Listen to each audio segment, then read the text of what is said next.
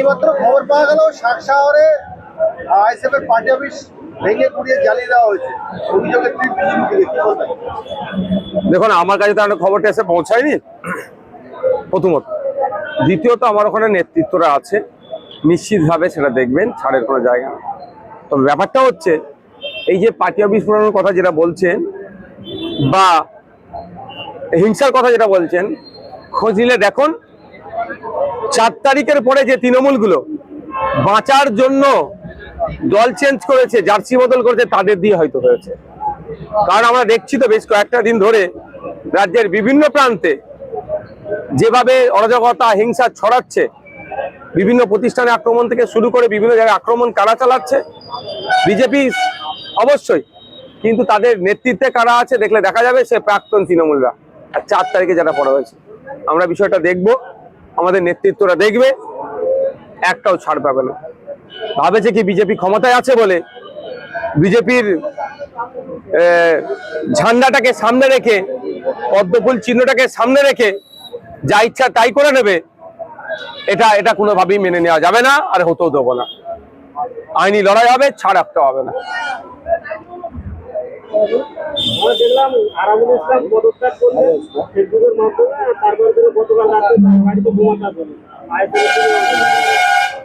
এটা একটা দারুণ ঘটনা। দল ত্যাগ করে গেলেন, গাড়িতে আক্রমণ হলো, স্বাভাবিকভাবে আইএসএফ এর বিরুদ্ধে অভিযোগ উঠবে, এটা স্বাভাবিক নিয়ম। এখানে একাধিক বিষয় থাকতে পারে। তো আমি সব সময় হিংসার বিরুদ্ধে, আপনারা জানেন গতকালকে যে ঘটনা ঘটেছে তাকে কোনোভাবেই প্রশ্রয় দেবো না, কিন্তু কয়েকটা আমার প্রশ্ন থেকে যায়। কথায় আছে না, টাইমিং। এটাও তো হতে পারে যে তার পাশে এখন লোক নাই, রাতের অন্ধকারে গাড়িতে আক্রমণ করিয়ে দাও, আক্রমণ করিয়ে ভাঙড়ের মানুষের সিম্প্যাথি নিতে চাইবো, একটা কারণ। প্রথম কারণ যেটা ওনারা বলছেন যে নাকি আইএসএফ মেরেছে, একটা কারণ। দ্বিতীয় হচ্ছে নিজেরা নিজেদের গাড়িতে আক্রমণ করি আইএসএফ এর নামে দুষ্টা পাচ্ছে। তৃতীয় হচ্ছে এখন যতই হাত মিলাক না কেন, পুরাতন একটা আঁচকাঁচ কি আছে, কে বস হবে একটু বুঝার যদি থাকে বোঝে নেন, আমি নাম বলার প্রয়োজন বোধ করছি না। যতই ভেরি রিসেন্ট হাত মিলানো না, এটা পুরাতন আঁচকাঁচ কি আছে, কে কাকে জেল খাটিয়েছে তারাও ভালো করে জানে। সেই রাগটা মেটানোর জন্য হচ্ছে কি, চতুর্থ যেটা দাঁড়াচ্ছে, শুনেছি যে কারো একজনের পরিবারের লোকজন বিএলও অফিসটাকে তার বাড়ি করে রেখেছিল, ক্ষমতার অপব্যবহার করে বিএলআর অফিস থেকে এর নামে ওর রেকর্ড কাটিয়ে দেওয়া বা ওর নামে মিথ্যা দলিল বানিয়ে দিয়ে রেকর্ড করিয়ে দিয়ে এরকম অনেক অত্যাচার করতো। আইএসএফ এর ছত্রছায়া এসেছিল, বড় একটা শক্তি ছিল, হয়তো করে উঠতে পারেনি, এখন তার রাগটা মিটাচ্ছে। সুতরাং একাধিক প্রশ্ন উঠছে, আমার ছেলেও যদি কেউ অন্যায় করে থাকে ছাড় না পায়, কারণ আমি এই ধরনের নির্দেশনা দিইনি আর দেবও না। আর এত মহান বড় নেতা হয়ে আসেনি যে তাকে চমকাতে হবে, ধমকাতে হবে, জানেন। কিন্তু এটা তদন্ত সাপেক্ষ তদন্ত হওয়া দরকার, আসল রহস্যটা কি। কারণ আমরা দেখেছি ইতিপূর্বে বিজেপির এক প্রার্থী ছিলেন 2019 লোকসভা নির্বাচনের সময়, তিনি গাড়ি করে যাচ্ছিলেন, হঠাৎ তার গাড়ির কাজ ভেঙে গেল। গাড়ির কাজটা ভেঙে কোথায় গেল, বাইরে পড়লো। মানে ভিতর থেকে গাড়ির কাজটা ভাঙলো, বাইরে ফেললো। বাইরে থেকে কেউ যদি ইট ছুটতো, আমি এনার কথা বলছি না, এই বিষয়টা নয়, বিজেপির ওই প্রার্থীর কথা বলছি, মানে ওয়েস্ট বেঙ্গলে হয়েছে, তাহলে কাজটা ভেতরে যেত, মানে এই সিম্প্যাথি নেওয়ার জন্য। এক্ষেত্রে হয়নি কি, তদন্ত সাপেক্ষ তদন্ত হলেই বোঝা যাবে। আমি জানতে চাই যে আপনাদের 2026 সালের বিধানসভার প্রার্থী আরাবুল ইসলামের সঙ্গে আপনাদের কি কেমন মিসআন্ডারস্ট্যান্ডিং হলো, যে বিষয়টা তিক্ততায় গিয়ে পৌঁছল, জনগণ জানতে চায়। আমাদের দেখুন, পার্টির ইন্টারনাল সব কথা তো প্রকাশ্যে বলা যায় না, অনেক কিছু হয়েছে, নিশ্চিতভাবে হয়নি যদি বলি এটা ভুল হবে।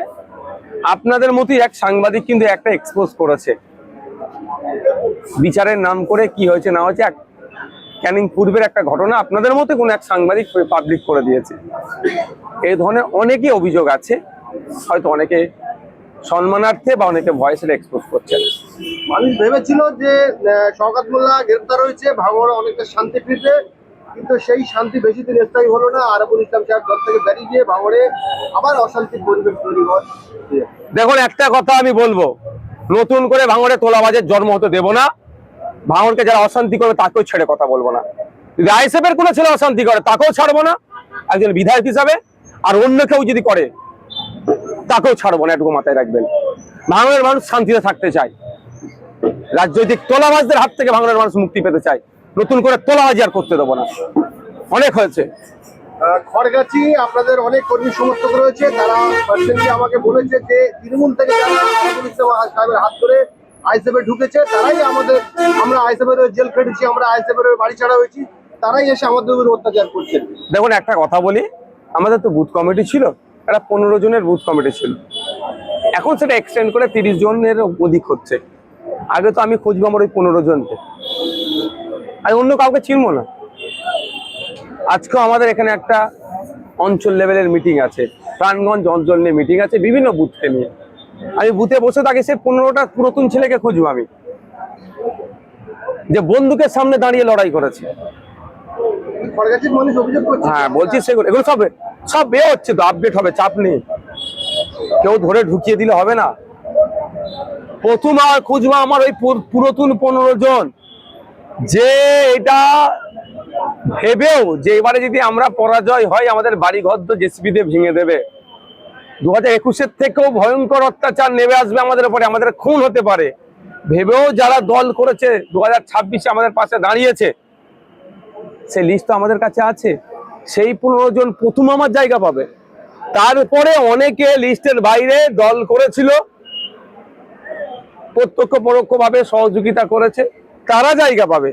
তারপরে যদি কোনো দল থেকে কেউ আসে, অন্য দল থেকে, সেই বুথের আমার 15 জনের আর যা নেতৃত্ব আছে তারা ডিসাইড করবে অমুক দলের ওই নেতাটাকে নেবো কি নেবো না। আমাদের অঞ্চলের নেতা বলে দেবে না যে রাহুল আমাদের যে বুথে কাজ করছে ওই বুথে অন্যজনকে ঢুকিয়ে দাও। ওই বুথের নেতৃত্বরা ঠিক করবে ওই লোকটাকে নিয়ে যেতে পারে কি না পারে না, তারা আমাদেরকে জানাবে, রাজ্য কমিটিকে, আমরা সেখান থেকে অ্যাপ্রুভাল দেবো, তারপরেই তো হবে। আপনি যদি মনে করেন কেউ একজন তৃণমূলের কোনো নেতার হাতে ঝান্ডা ধরিয়ে দিল, আইএসএফ এর ঝান্ডা, সে তৃণমূলে চলে আসলো, আইএসএফ এ চলে আসলো, এটা হবে না। এটা আমি ক্যামেরায় বলছি, চেয়ারম্যান হিসাবে দায়িত্ব নিয়ে বলছি। কারণ ভাঙড়ের 278 নম্বর বুথে তৃণমূলের অমুক নেতাটা অত্যাচার করেছে না, গোলাপ ফুল দিয়ে সৌজন্যতা রাজনীতি করেছে, আমি যতটা জানো তার থেকেও বেশি জানবে ওই বুথের আমার নেতৃত্বরা। সুতরাং ওই নেতা যদি আসতে চাই ভাইজানের খাত ধরে, ভাইজানেরও কাজ হচ্ছে ওই 278 নম্বর বুথের সাথে আলোচনা করা, এটা আমাদের পার্টির গাইডলাইন। তাই আপনার মাধ্যমেই আমি সাকসারের মানুষ যারা আইএসএফ খড়গাছির নেতৃত্বদের বলবো, যারা আছেন হতাশার জায়গা নাই। এই সবে 3 মাস হলো সরকার পরিবর্তন হয়েছে, এখন যারা চুরি অন্যায় করে তারা লাফালাফি করছে, তাদের একটু শান্তিতে থাকতে দেন। আপনি আমার সাথে 2021-এর আগে থেকে আছেন, 2024-এ আমার সাথে ছিলেন, আমাদের সাথে 2026-এ আমাদের সাথে ছিলেন, আমরা কোনোদিনই আপনাকে ভুলে যেতে পারবো না। হ্যাঁ, তবে একটা কথা, আপনি পুরাতন কর্মীর নাম দেখিয়ে যদি তোলাবাজি করেন, আপনি আমার পুরাতন কর্মী নাম দেখিয়ে যদি অনৈতিক কাজ করেন, সব থেকে প্রথম আপনাকে ছাড়বো, কারণ আপনার প্রতি সব থেকে ভরসা আমার। আপনি আমার অন্যায়, আপনি আমার সব থেকে কাছের ছেলে, আপনি অন্যায় যদি করেন আপনাকে আগে ছাড়বো, কারণ আপনার কাছ থেকে অন্যায় আমরা আশাই করি না। শওকত মোল্লার বিরুদ্ধে ইউএপিএ ধারায় মামলা রুজু করা হচ্ছে, ইউএপিএ মামলা 2টো মনে সেকশন রুজু করা হচ্ছে। দেখুন, ব্যাপারটা সাবজুডিস ম্যাটার, আমি এই বিষয়ে বেশি মন্তব্য করতে পারবো না। শুধু এতটুকু কথাই বলবো, সাধারণ মানুষকে ইনক্লুডিং আমাদের পার্টির এবং আমিও এটা থেকে জ্ঞান নেব যে ক্ষমতার দম্ভ মোটেও ভালো নয়।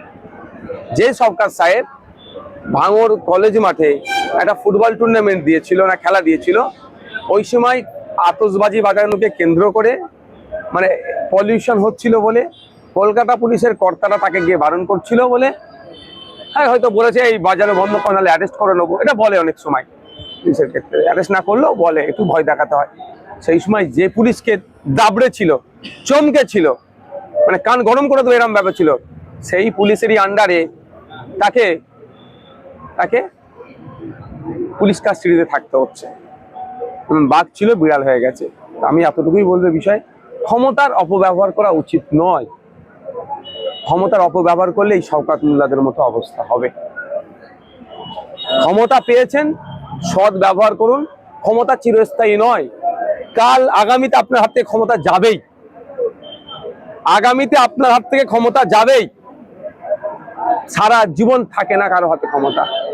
25 বছর পশ্চিমবাংলায় কংগ্রেসের হাতে ক্ষমতা ছিল, 34 বছর ছিল বামেদের হাতে ক্ষমতা, 15 বছর ছিল টিএমসির হাতের ক্ষমতা, এখন এই 110 দিন মতো ক্ষমতা আছে বিজেপির হাতে। কালকে বিজেপির হাতে ক্ষমতা যাবে। ক্ষমতা যাওয়ার পরে কি হয়, কেমন মানুষ আচরণ করবে, প্রশাসন কেমন আচরণ করবে, সেটা নির্ভর হবে ক্ষমতায় থাকা অবস্থায়। সরকার সাহেব যখন ক্ষমতায় ছিল, আপনার কথা বলি যদি আমি, এই সাংবাদিক সাহেব আপনি বলুন আপনার কি অত্যাচার হয়েছে? আপনি আপনার বাড়ির জন্মভিটাতে থাকতে পারেন কি? এখন হয়তো যাচ্ছেন। এই সরকার সাহেব ক্ষমতার অপব্যবহার করে আপনার বাড়িতে এক প্রকার বুল্ডোজার চালিয়েছে। কেন? আপনি অন্যায়ের বিরুদ্ধে কথা বলেছেন। আপনি আইএসএফ করার জন্য নয়, আইএসএফ অনেক জন্ম হওয়ার অনেক আগে আপনাকে ভিটে ছাড়া করেছে। আজকে দেখুন সে তার বাড়িতে থাকতে পারছে না, সে জেলে থাকছে। তো এইগুলো অভিশাপ, বদদুয়াতে এগুলো হচ্ছে। 16ই আগস্ট হিন্দু সমাজের কমিটির পক্ষ থেকে একটা সভা হয়, সেখানে মুসলিমকে কিন্তু টার্গেট করছে, কিন্তু রাজ্যের মুখ্যমন্ত্রী তিনি কড়া বার্তা দিয়েছেন এবং গুন্ডা আইন পাশ করেছিল। সেখানে সেক্ষেত্রে গুন্ডা এক বিল আছে, এখনো আইন হয়নি। রাষ্ট্রপতি সিগনেচার হলে সেটা বিল আইন হবে, বিল থেকে আইন হবে, তবে সিগনেচার হলেই আমরা মামলা করব। তাই নিয়ে কিন্তু এখন মুসলিমদের উপর কড়া বার্তা দেওয়ার পরও এখনো কিন্তু তাদের উপর অ্যাকশন নিচ্ছে না। আমরা ডিজিপি কে জানাচ্ছি বিষয়টা, পুলিশের যিনি সর্বোচ্চ কর্তা তার বিরুদ্ধে অ্যাকশন নেওয়ার জন্য।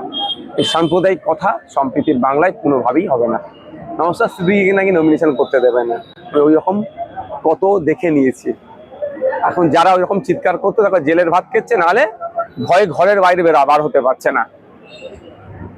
যারা বলতে আগে তারা হয় জেলের ভাত খাচ্ছে, নাহলে ঘরের বাইরে বার হচ্ছে না ভয়। এদের অবস্থা এরকমই হবে। ঠিক করছে, প্রতিবাদ হচ্ছে, গণতান্ত্রিক পক্ষে প্রতিবাদ হওয়া দরকার। যখন ক্ষমতায় ছিলেন না, ক্ষমতায় আসার জন্য লক্ষ্মীর ভান্ডারের পরিবর্তে 3000 টাকা দিয়ে অন্নপূর্ণা যোজনা দেবো, আর ক্ষমতায় আসার পরে নিয়ম শিখে দেখাচ্ছেন। সরকারি চাকরি করলে তার বাড়িতে পাবে না, পাকা বাড়ি থাকলে নাকি পাবে না, এইসব গল্প করতে 12-13 পাতার ফর্ম দিয়ে মানুষকে পেরেশানি করা। আর এখন নতুন কি হলো, 10,000 টাকা বেশি ইনকাম করলে পাবে না। তারপরেও যারা সব ক্রাইটেরিয়ার মধ্যে আসছে, আন্ডার প্রসেস বলে তাদেরকে ঘুরানো হচ্ছে। গণতান্ত্রিক প্রক্রিয়ায় প্রতিবাদ জারি থাকবে। আমি আশা করব রাজ্য সরকারের কাছে, রাজ্যে যেভাবে আপনারা কমিটমেন্ট করেছিলেন যখন বিরোধী আসনে ছিলেন, রাজ্যের সমস্ত মহিলাদেরকে, যারা পুরুষ তাদেরকে বাদ দেওয়া হোক, তাদের বিরুদ্ধে আইনত ব্যবস্থা নেওয়া হোক। রাজ্যের সমস্ত মহিলাদেরকে অন্নপূর্ণা যোজনার আওতায় আনতে হবে। আর বলছে নাকি 1.5 কোটি মতো মহিলাকে দিয়েছে, আমি বিশ্বাস করছি না। আমি জানতে চাই বিধানসভা ভিত্তিক লিস্ট পাবলিশ করে দিক পাবলিক ডোমিনে, যে এই বিধানসভায় এত মানুষ পাচ্ছে, তাহলে 1.5 কোটির হিসাব হয়ে যাবে। 1.5 কোটি কি করে হবে? 1 কোটির তো টাকা রেখেছে। 1 কোটি মহিলাকে অন্নপূর্ণা যোজনা দেবে, তার 36,000 কোটি টাকা বরাদ্দ হয়েছে অন্নপূর্ণা যোজনার জন্য। একটা মহিলা 3,000 টাকা করে মাসে পেলে 3 বারাম 36,000। 1 কোটি মহিলার জন্য 36,000 কোটি টাকা একদম। তো তারপরে ক্যাবিনেট থেকে কি টাকা বাড়িয়ে, ক্যাবিনেট বসে কি টাকা বাড়িয়েছে? তাহলে যদি ক্যাবিনেট বসে লোক অন্নপূর্ণা যোজনার টাকা বাড়িয়ে থাকে, নিশ্চিতভাবে পাবলিক ডোমিনে আসবে। তাহলে এখন পুরো গোল গোল করে ঘুমানো, মানে বোঝানো চাই।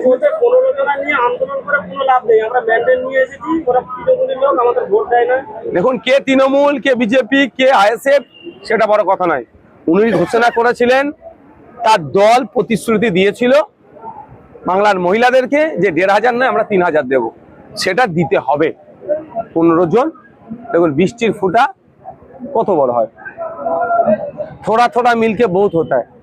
ওই 1 ফুটা বৃষ্টি কিন্তু ভাসিয়ে দেয়, বন্যা হয়ে যায়। আজকে 15 জন যদি থাকে, কালকে এটা 1.5 কোটিতে পৌঁছাতে বেশি টাইম লাগবে না। আর প্রতিবাদ খুব ছোঁয়াচে রোগ, প্রতিবাদটা খুব ছোঁয়াচে রোগ। এই রোগ যদি একবার ধরে যায় না, বিপদ আছে। তো আমি বলবো গণতান্ত্রিক প্রক্রিয়ায় প্রতিবাদকে আমি সমর্থন করি। সরকারকে বলবো ইমিডিয়েট পঞ্চায়েত স্তর থেকে সার্ভে করে দ্রুততার সাথে মহিলাদেরকে মন্ত্রিমণ্ডলে পৌঁছে দেওয়া। আর আমি খুব তাড়াতাড়ি ভাঙড় ব্লকে আসবো, বিডিও স্যারকে আমি ডেপুটেশন দেবো আমার উদ্যোগে, যে দ্রুততার সাথে ভাঙড়ের মহিলারা যারা অন্নপূর্ণ লক্ষ্মীর ভান্ডার পেত তাদেরকে আবাস এই অন্নপূর্ণা ভান্ডার দেওয়া হোক।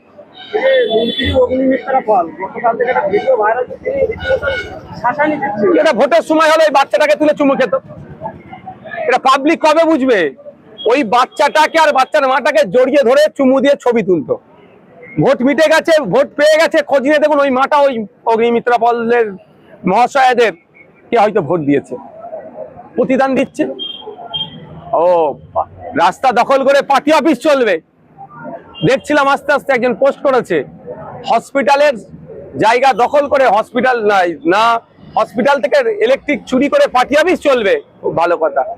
একজন গরিব মা একটু তার বাচ্চার জন্য দুধ গরম করছে, তাতে অসুবিধা হয়ে যাচ্ছে।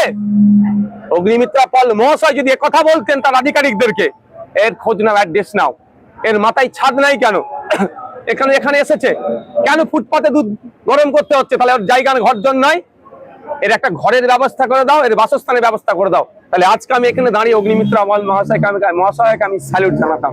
কিন্তু দুর্ভাগ্য গরিবের এরা নয়, এরা কর্পোরেটদের। কাশীপুরে মুসলিম হওয়ার অপরাধে বেশ কিছু মানুষ অভিযোগ করছে যে তাদের পানীয় জল বন্ধ করে দেওয়া হয়েছে। ইদানিং তাদের সেই জায়গার বিধায়ক, বিজেপির বিধায়ক, তিনিও বলেছেন যে আমি মুসলিমদের হয়ে কোনো কাজ। হ্যাঁ, ভোটে জেতার পরে কথা বলেছিল।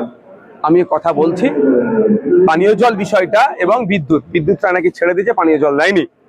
তাহলে সম্ভবত এই বিষয়টা নিয়ে কোর্টে একটা মামলাও হয়েছে, সেটা আমি দেখছি, অন্যথা ওদেরকে দিয়ে আমি রিট করাবো।